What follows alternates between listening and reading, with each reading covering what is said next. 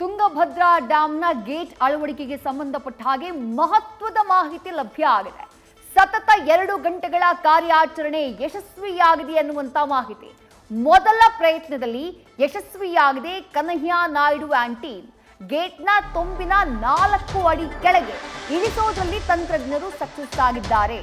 80ಕ್ಕೂ ಅಧಿಕ ತಂತ್ರಜ್ಞರ ಮೊದಲ ಪ್ರಯತ್ನ ಯಶಸ್ವಿಯಾಗಿದೆ. ನಾಳೆ ಮುಂದಿನ ಕಾರ್ಯಾಚರಣೆಯನ್ನ ಮುಂದುವರಿಸುವುದಕ್ಕೆ ಪ್ಲಾನ್ ಅನ್ನ ಮಾಡಿಕೊಳ್ಳಲಾಗಿದೆ.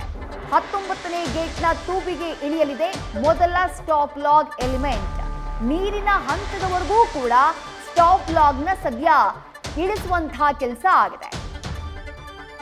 ತುಂಗಭದ್ರಾ ಡ್ಯಾಂನಿಂದ ಸಾಕಷ್ಟು ಪ್ರಮಾಣದಲ್ಲಿ ಆಲ್ರೆಡಿ ನೀರು ಪೋಲಾಗಿದೆ. ಗೇಟ್ ಅಳವಡಿಕೆ ಮಾಡುವುದಕ್ಕೆ ಕಳೆದ 2-3 ದಿನಗಳಿಂದಾನು ಕನ್ಹಯ್ಯ ನಾಯ್ಡು ಅವರ ತಂಡ ಸತತ ಪ್ರಯತ್ನವನ್ನ ಮಾಡ್ತಾ ಇತ್ತು. ಇವತ್ತು ಕೂಡ ಕ್ರೇನ್ಗಳನ್ನ ನಿಲ್ಲಿಸಿಕೊಂಡು ಮೊದಲ ಹಂತದಲ್ಲಿ ಆ ಗೇಟ್ನ ಇಳಿಸುವುದಕ್ಕೆ ಪ್ರಯತ್ನವನ್ನ ಪಡ್ತಾ ಇದ್ರು.